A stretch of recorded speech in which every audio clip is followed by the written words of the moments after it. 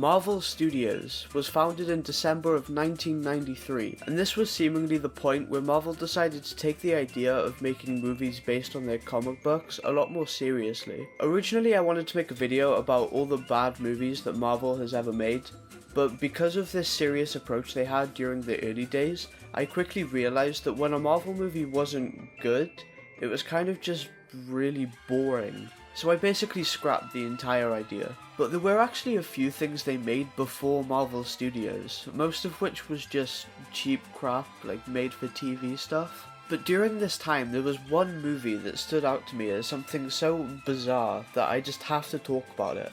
The fact that someone for some reason thought it would be a good idea to make the movie known as Howard the Duck.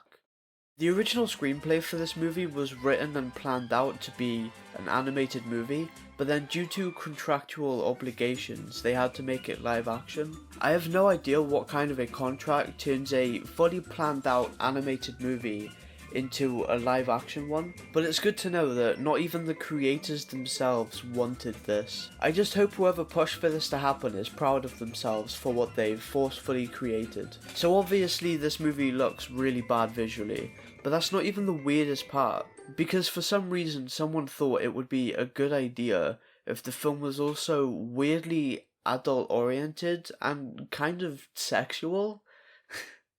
And that's ultimately what makes this movie so absurd. It's like this beautiful combination of a movie that was written by a creep and also just happened to look unintentionally horrifying. When comparing this movie to some of Marvel's more well-known films, you can see how over time Marvel have really just kind of found an audience and are doing everything they can to appease that audience. Which, I mean, say what you want about Marvel, but it works. And the main issue with this movie is that it just has no audience. So when you're watching it for the first time, it just feels generally unfocused because it was made for no one. There was no specific demographic in mind when they were making this film. It's way too weird looking for adults to be able to enjoy it, and children definitely should not be watching this film, because despite the age rating, this film is not made for kids. There's literal nudity in this movie, so that's clearly not the audience they were going for.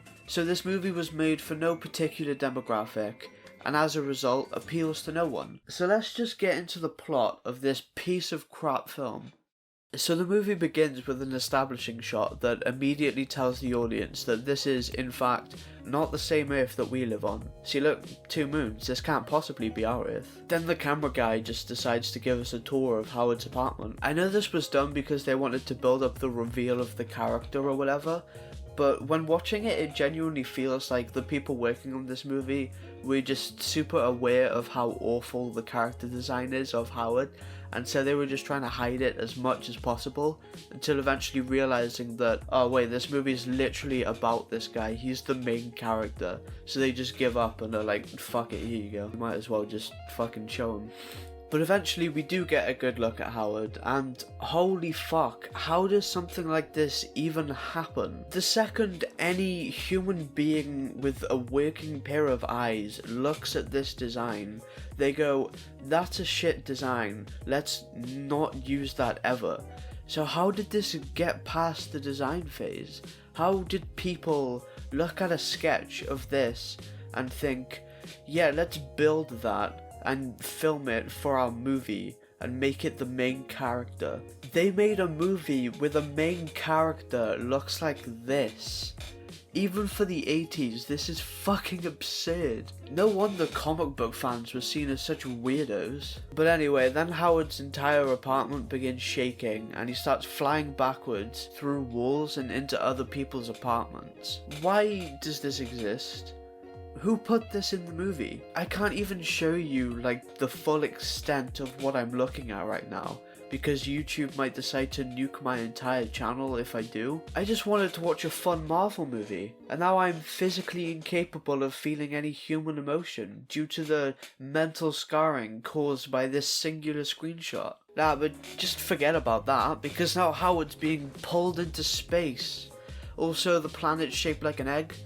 That doesn't make any sense, but it's such an insignificant detail that I can't be bothered to explain why it doesn't make any sense, so let's just pretend that it does and move on, because it's not worth the time. So Howard lands on Earth, and somehow he doesn't die from this fall, but he does manage to run into these like fucking cartoonish looking freaks who just pick him up and bring him into this nightclub just for this guy to come over and kick him out because he thinks that Howard is a child and children aren't allowed in nightclubs. Okay, so first of all, why did any of that need to happen if he was just going to get chucked back out onto the exact same street that he was already on? It's literally just wasting time.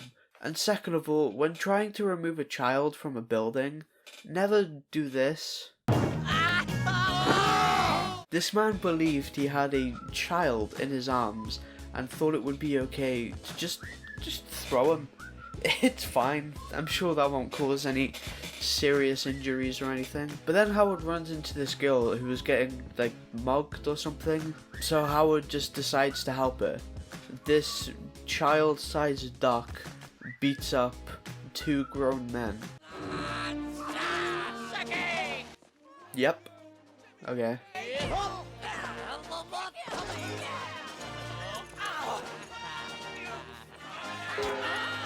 Sure, why not?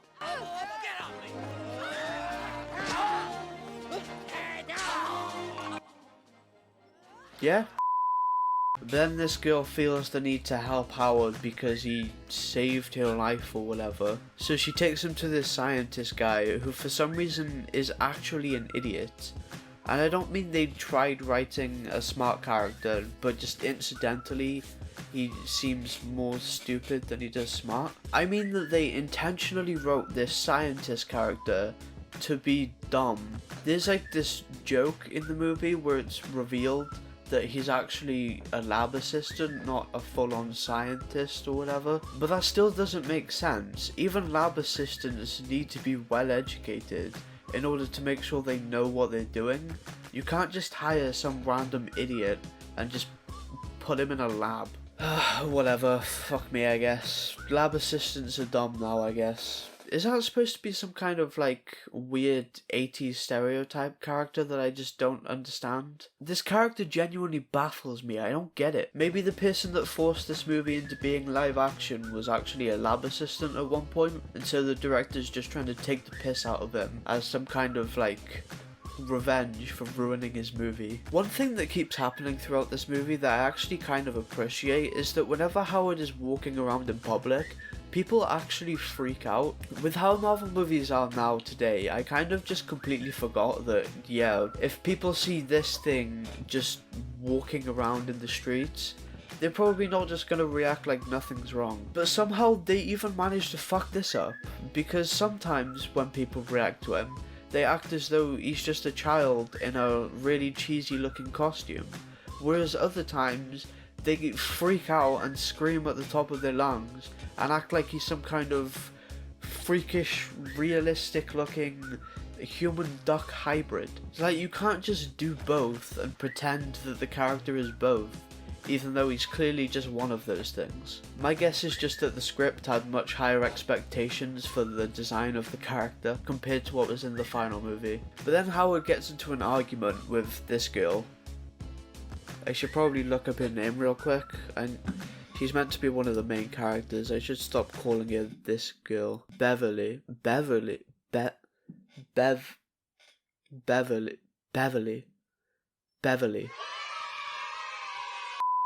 I don't remember a single character referring to her as that in this entire movie, but fine. So Howard starts to get frustrated with the way that people are treating him, because he's like, you know, a freak of nature. So they go their separate ways, and Howard gets a job, but then quits immediately because his boss is a dick. And then he just starts walking the streets until eventually he finds Beverly again. Why is any of this in the movie? It's just wasting time in a film that's already 2 hours long. The pacing of this film is all over the place, because it goes from scenes like this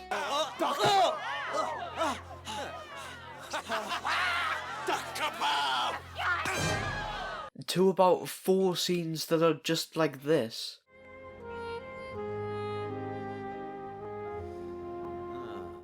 But anyway, Howard fights these guys because they owe Beverly money for some reason, even though he's supposed to be mad at Beverly. Is this supposed to be his way of apologizing or something? So after they go their separate ways, he just decides randomly that without talking to her first, he's just gonna go and beat up her boss in order to get her money. Yeah, that makes a lot of sense. But somehow this all just happens to work out. Howard gets the money, he gives it to the girls, and then because he has nowhere to stay, he gets to spend the night at Beverly's.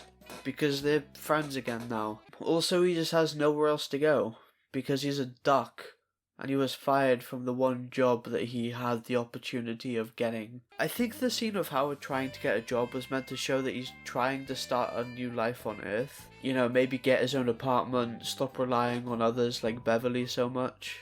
But none of this is interesting. Nobody cares about a fucking child-sized duck trying to pay rent. The entire plot of this movie should just be Howard trying to get home to his own planet, yet for the first hour of this movie, he seems to barely care about getting home. Like, he has multiple lines about this great life he had back on Duck World, but he doesn't seem very interested in getting back to it anytime soon. So, towards the beginning of this video, I described this movie as weirdly sexual. Someone thought it would be a good idea if the film was also weirdly kind of sexual. And up until this point, there hasn't really been any evidence of this.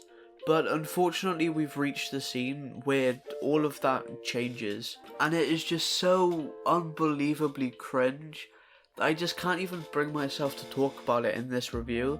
So like, if you have to see it, the clip's on YouTube, you know, if you must watch it. But for the purposes of this review, I'm just gonna pretend that this scene just flat out doesn't exist, for the movie's sake. So let's just move on to when a group of scientists come over and explain how Howard got to Earth in the first place. So they figure out a way for Howard to go back home, but the movie tries to play this off as a sad thing for some reason, and it's not subtle about it either. Right now, you're the one and only thing that's making it very hard for me to leave. So then they go to the lab to see about getting Howard back home, but when they arrive, turns out the big machine thing that brought Howard to Earth in the first place exploded again. So the police show up for some reason because of the explosion, but all they do is arrest Howard, even though he didn't do anything wrong. But then obviously he manages to escape somehow. I mean, American police, am I right? You can't even catch a duck.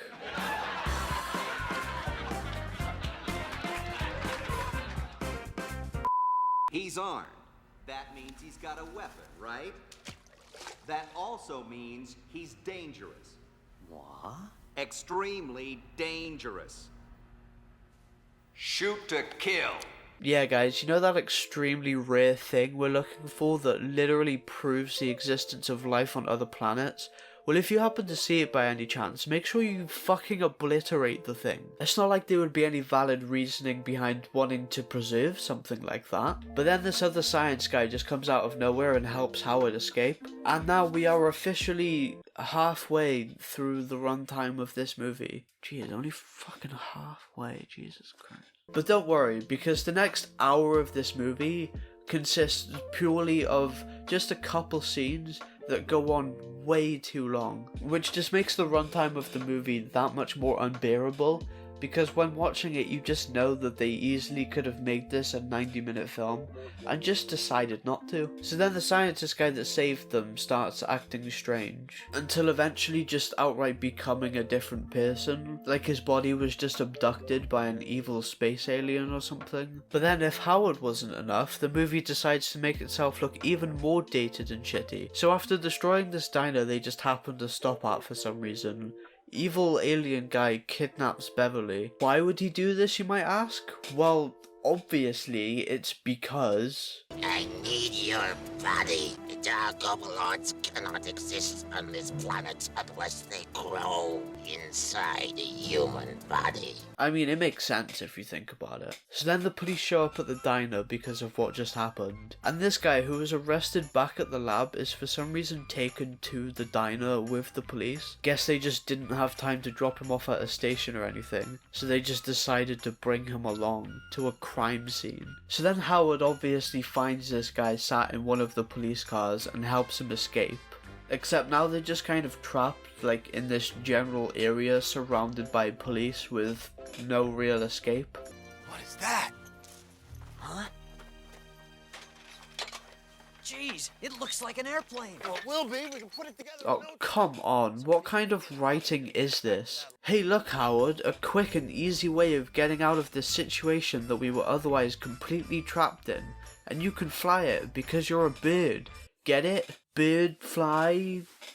That's funny. Somehow this actually works and they're able to fly away from the police. And then they track down this guy who kidnapped Beverly because he, like, wants to use her body as a host for alien friends to come down so that they can take over the Earth. This storyline makes sense, I swear. This scene is basically just like filler exposition that makes it seem as though what is happening has some kind of reasoning or purpose to it, when in reality the writers were probably just looking for a way to have the final act of the movie take place by this thing, because it's what brought Howard to Earth in the first place. So it's dramatic if you have the villain character plan to do something evil with the same technology. The problem is that when it came to coming up with a narrative that sets up all these characters being here at this time, all of the writers of this movie were just like...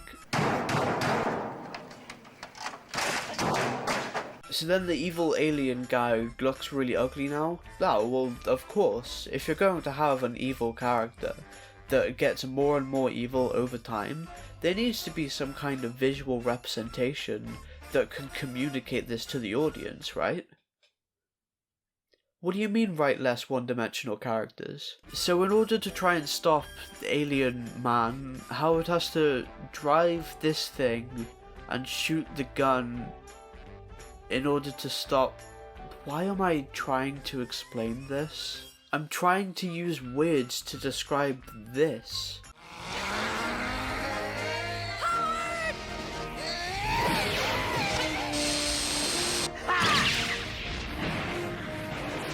That just doesn't work.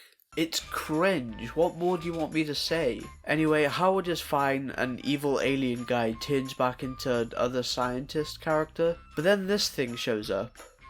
Okay, so I have absolutely no idea what this thing is or why this thing is. So maybe like a single line of exposition would be pretty good right about now to explain this thing. Oh, he's dead already. I guess they don't even care about giving explanations for the things that happen in this movie anymore. So then, for the big dramatic end of this movie, Howard makes the biggest sacrifice of them all by destroying the only thing that could have potentially gotten him home to his own planet in order to save the Earth from an alien invasion. And now finally, the movie is over. Nope.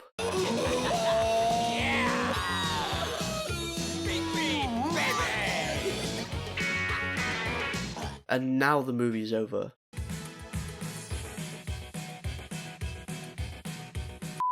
So in conclusion, even if this movie was animated like it was originally planned to be, I wholeheartedly believe that it still would have been a giant piece of shit that no one is able to take seriously. But the fact that they were forced to make it live action makes just the idea of this film alone completely absurd, to the point where I would recommend it as the only Marvel movie ever made that fits into the so bad that it's good category of film. So like, if you really wanted to watch this movie, I could only particularly recommend it in the very specific circumstance of getting together a bunch of drunk friends and somehow convincing them to try and watch it. Because despite the copious amount of comedic things that happen throughout the runtime of this movie, the strange pacing of the second half make it very difficult to sit through if you try watching it the way that I did. So just don't watch it alone in your room at 11 PM on a Saturday, because then it just becomes kind of depressing.